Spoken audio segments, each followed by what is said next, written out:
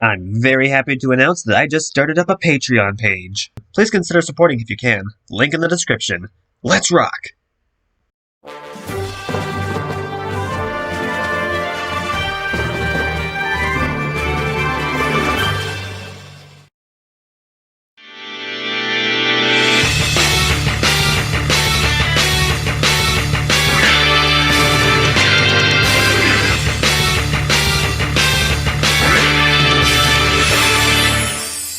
I love Pokemon. No duh. Sceptile used to be a third of my name, but while writing a script for my top 10 favorites, I realized that I wanted to talk about a lot more Pokemon that I really like. But I also realized that doing a whole top 100 is very difficult. Yeah, tons of respect for Logan for doing that back in the day and working on a remake now. So I decided to go the CJ route and do a list for each generation. Some disclaimers. For the sole purpose of having footage for these videos, I will be using a Pokegen app for certain games. Also, bear in mind, these are all my opinions. Starting with Kanto, aka Generation 1, I'll be taking into account the stats, design, how fun it is to use, or other personal details that make me really like it. Now, before I get to the list proper, there were a few Pokemon that were super close to making the list, so expect honorable mentions. All that's left to say is, let's do this thing! Bug Pokemon often get a bad rap, but back in Gen 1, they absolutely sucked. Well, except for Scyther and Pinsir. After Gen 4, the bug type became much better after getting access to better moves, specifically my number 10 pick, Beedrill.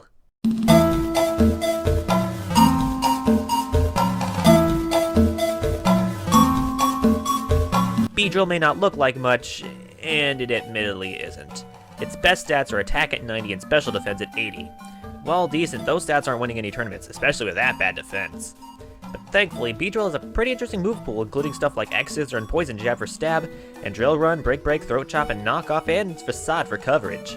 And if you really want to, Fell Stinker to make that attack stat to shine a bit more. I like Beedrill's design. Sure, it's basic, but it gets the job done. I also have fond memories of using it in Fire Red and X. This alone would probably just make it an honorable mention, but there's one thing I really love about it. Mega Beedrill. Just look at those beautiful stats. Base attack of 150 and 145 speed. This bee has the strength of base Groudon and the speed of Excelgor? You better believe it. Okay, fine, I'm sorry. Despite the insane power boost, its defenses are still paper thin. Actually, you know what, that makes sense. It'd be super broken otherwise. Not to mention with its new adaptability ability, the stab bonus Beedrill gets is powered up to 200%. I guess what they say is true.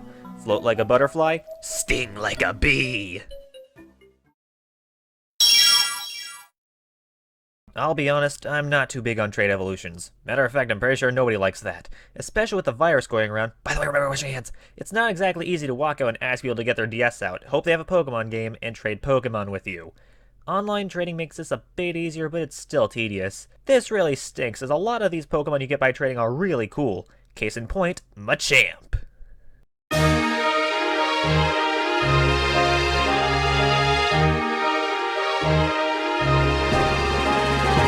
Machamp is a pretty great fighting type. Its best stats are attack, and it has pretty well-rounded defenses, but it really doesn't have the best speed. Pretty ironic considering it can throw 1,000 punches in like 2 seconds. As for its abilities, it can increase its power when burned or poisoned with Guts. That's cool, but I prefer No Guard. That ability makes every move hit regardless of accuracy and evasion, but that also applies to your opponent's Pokemon. So why do I use it over Guts? Dynamic Punch! It's a base 100 fighting move that confuses the target if it lands. Trouble is, it normally has 50% accuracy, but not anymore! As for Machamp's other moves, I give it Stone Edge or Ice Punch, Poison Jab, and Throat Chop or Darkest Lariat. Those 5 moves are really good against its weaknesses. Stone Edge or Ice Punch for flying, Poison Jab for fairy, and Throat Chop or Darkest Lariat for psychic types. Machamp also has a really cool design. Its 4 arms convey that it's a force to be reckoned with. But as I said before, it's pretty slow and can't even learn Mach Punch for priority. But if you have a Hitmonchan or Pangoro on standby, you can always give it Bullet Punch instead of Poison Jab. So if you need a good fighting type and have another DS or Game Boy on hand, give Machamp a try.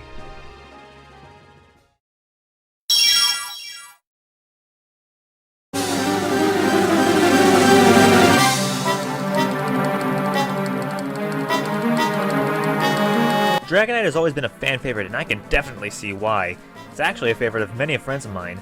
It has a lovable design. In the anime and movies, it always had a fun personality, especially Ash's in the new series. In battle, it has a fantastic attack stat with decent special stats and speed.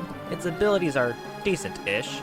Inner Focus prevents flinching, which is really useful against Fake-Out users, and in Gen 8, made it immune to Intimidate. And Multi-Skilled makes attacks deal less damage when Dragonite's at full health, and that has saved my behind plenty of times, especially when my opponent has Ice Beam or Blizzard. But it's the move pool that really steals the show. Dragon Claw or Outrage for stab, the Elemental Punches, Aqua Jet, Brick Break, Iron Head, Rock Slide, Earthquake, or Extreme Speed for type coverage. However, as great as Dragonite is, it has a very fatal weakness. Ice types. Dragonite is Dragon and Flying type, which means it gets pretty much deleted by Ice Beam if you don't have Multiscale. Also, it didn't get any good physical flying moves other than Wing Attack or Fly until Generation 8. Sure, I could give it a special move like Air Slash, but I like focusing on the better stat. Some exceptions granted.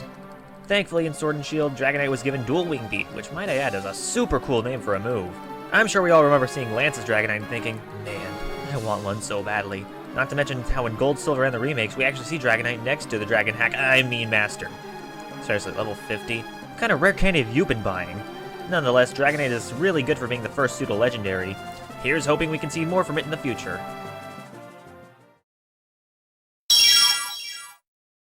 There's something strange in this neighborhood, and I ain't just talking about me.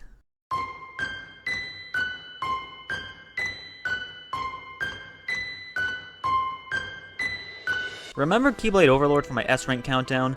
This is his favorite Pokemon. Gengar is the first thing most people think of when talking about ghost Pokemon, but since it's also a poison type, it's a risky choice against psychic types. However, Gengar's great special attack and speed very well could even the odds. Yep, Gengar's a special sweeper, and a good one at that, even without a Mega or G-Max. Before Sun and Moon, Gengar could have the Levitate ability, so it didn't have to worry about ground types at all. They later got rid of that in favor of Cursed Body to disable a move that hits Gengar. Must be fun for choice item users. Gengar also has a fantastic move pool. You can have Shadow Ball or Sludge Bomb for stab, Dark Pulse for other ghost types or psychic types, Giga Drain for ground or rock types, Thunderbolt, Psychic, Focus Blast, Dazzling Gleam for other options. But if you really want to annoy a foe, you can give it Hypnosis and Dream Eater, or you can give it Toxic. Finally, I love Gengar's design. Sure, it's simple, but it really works. Plus, it paved the way for one of my favorite Pokemon theories. Y'all know Clefable, right? And how Gengar is called the Shadow Pokemon? Look at these body shapes and let me know when you connect the dottlers. Sadly, much like Machamp, you have to trade a Haunter to get it to evolve. Oh well, Gengar is still a really cool ghost type, and I'm glad Ash finally got one after all these years. The Kanto starters are some of the most iconic creatures in Pokemon history. Many Pokemon fans reminisce about choosing their first starter. Mine you'll see later, but sometimes people prefer the first form over its evolutions. Isn't that right, Bulbasaur?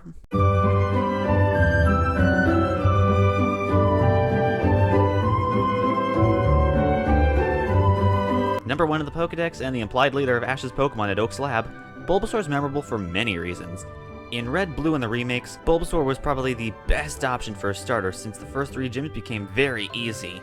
Grass is super effective against rock and water and resistant to electric, as well as its access to amazing status moves like Sleep Powder for catching new friends and even some legendaries assuming you evolved yours. And my personal favorite move in all Pokemon, Leech Seed. It's like Aqua Ring, but better since it saps your foe's health too. But easily my favorite part about Bulbasaur is its role in the anime. Sadly, I can only show edited footage because ShowPro sure loves to delete videos with anime clips. Ash's Bulbasaur in the anime was tough and cared deeply for its trainer and fellow Pokemon friends. He also had his fair share of great battles, including against Brandon's Dusclops and Solrock, Jeanette's Scyther and Beedrill, Vincent's Meganium. There's no shortage of impressive battles from the little guy. Sure, Venusaur's a good Sunsweeper and its Mega's a special tank, but I've always had a soft spot for Bulbasaur, along with everyone who actually started with it.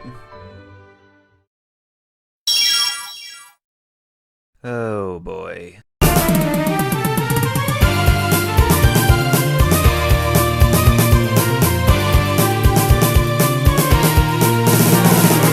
It's hard to like Charizard in good conscience these days. It's not a bad Pokemon, it's number 5 for a reason, but I can say without hesitation that it's overrated. Hey, how about you listen to me before you shoot your screen? Let's start with the good. Charizard's design is simple, but it works very well. But it also tricks people into thinking it's a dragon. It also has really good stats, particularly its defensive stats and speed. With stats like those, you can use Charizard as either a physical or a special sweeper. Good thing it has moves that complement both. Physical, you have Flare Blitz, Fly, Dragon Claw, Thunder Punch, Earthquake, Shadow Claw, Slash, Crunch, or Rock Slide. But if you cater to the higher stat, you have Flamethrower, Air Slash, Dragon Pulse, Solar Beam, Focus Blast, Ancient Power, or Swift. Ash's Charizard in the anime is one of the coolest parts of most fans' childhood, especially using Seismic Toss. He is also a blast in Smash Bros, being very quick for his size and having good aerial options, not to mention in Smash 4 and Ultimate having Flare Blitz, which is just great. Okay, it needs to be said. Charizard is overused by the company. 2 Mega Forms, a G-Max form that the champion has as its ace, a playable role in both Smash Bros and Pokken, and metric tons of merchandise. Yeah, all this comes off as Gen Wonder pandering, which me and my friends get pretty sick of. No matter. It's not Charizard's fault for being so popular, it's still a great Pokemon.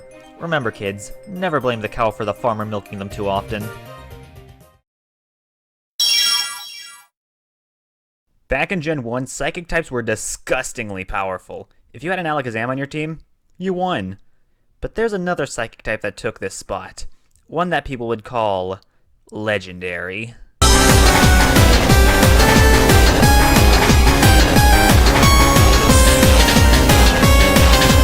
Mewtwo is a beast, and easily one of the best special sweepers you're ever gonna see. The story of Mewtwo is one of the most tragic of any Pokemon, even counting Cubone and Mimikyu. Mewtwo is the offspring of Mew that scientists captured and experimented on to be the most powerful Pokemon ever. Given its ludicrous move pool and special attack, I'd say they did a good job.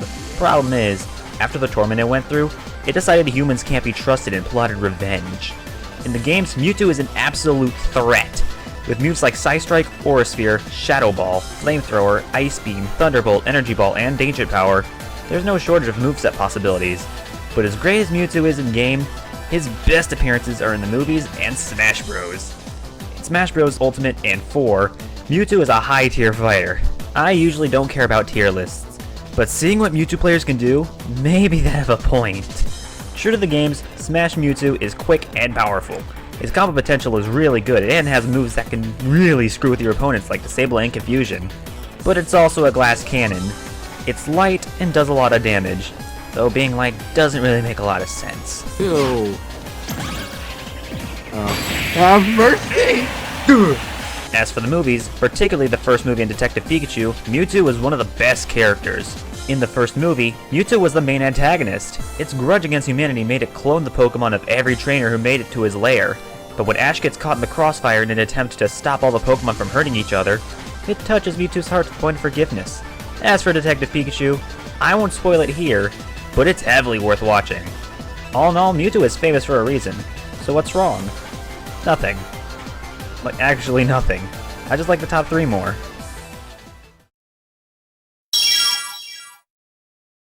Easily my favorite evolution.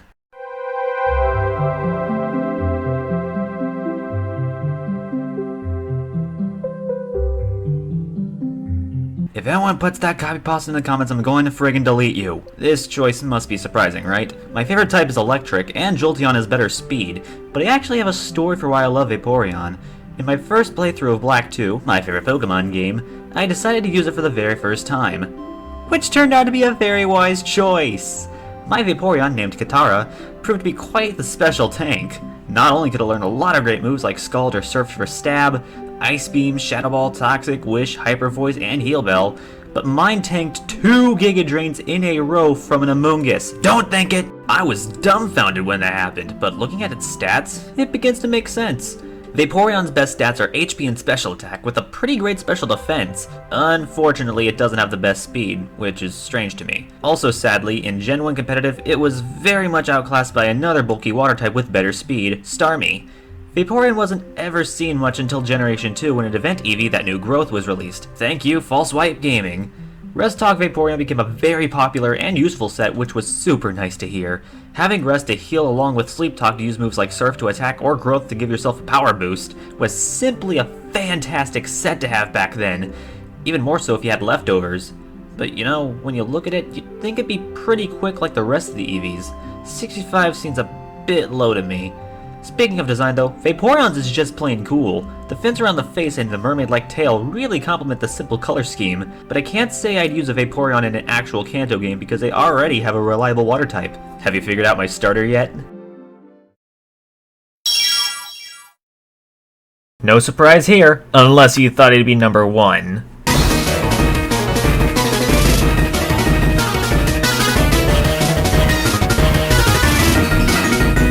My very first starter Pokemon was Squirtle, and to this day it remains my favorite base form starter, even above Trico. Squirtle is downright adorable, and choosing it proved to be the correct choice as it evolved into the coolest water type ever created. Blastoise's design is phenomenal. The sight of a big frickin' tortoise wielding twin water cannons inside of its shell is enough to turn your opponent's pants into the newest water type. As the design would tell you, its defenses are its specialty, though it doesn't have bad offensive stats either. So Blastoise is a pretty versatile Pokemon. What can it do? Well, it has a rather deep move pool. Get it? Move pool?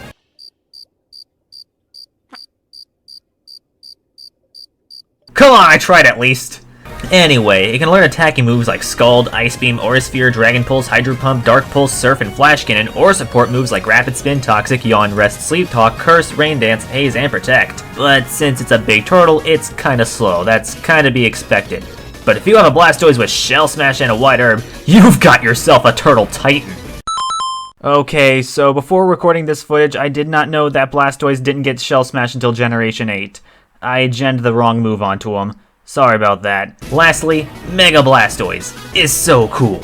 The design is fantastic, and it comes packing with improved defenses and a much better special attack, boosted even more by its new ability, Mega Launcher. Simply put, if a move has Pulse in the name, it will destroy.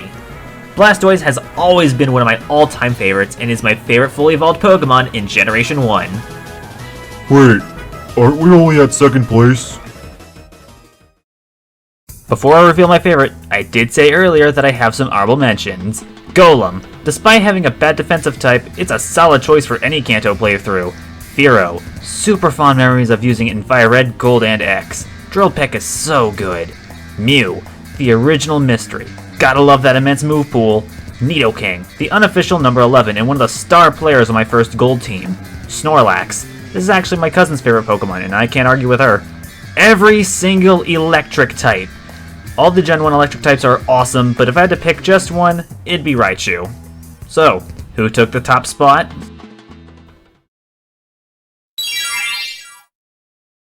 That's right!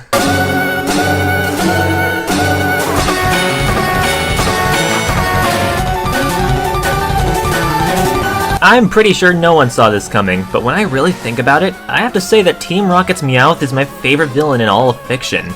Again, since ShowPro is very trigger-happy with copyright claims, I am going to use edited footage. Anime Meowth is that perfect blend of funny, mischievous, and endearing. Abandoned as a baby, Meowth set out for a new home where he meets a girl Meowth. He wants to impress her, so he learns to walk and talk like a human. That's no easy feat for any Pokemon. But he was turned down yet again, being called a freak. After that day, he decided to join Team Rocket in hopes of becoming powerful. And that's just one episode. Meowth is funny, charismatic, but also a very empathetic individual. When Litten is depressed about Statlin's state of health, Meowth helps Ash make Litten feel better, knowing full well that Litten will become an enemy to Team Rocket. I also can't forget his heartwarming speech to Ash's Chimchar after Paul abandoned him. Meowth is simply an amazing character. This iteration is the main reason he's one of my top 5 favorite Pokemon. Heck, at one point he challenged Sceptile as my number 1. Yeah, there's also his appearance in the games. I kinda like his G-Max form.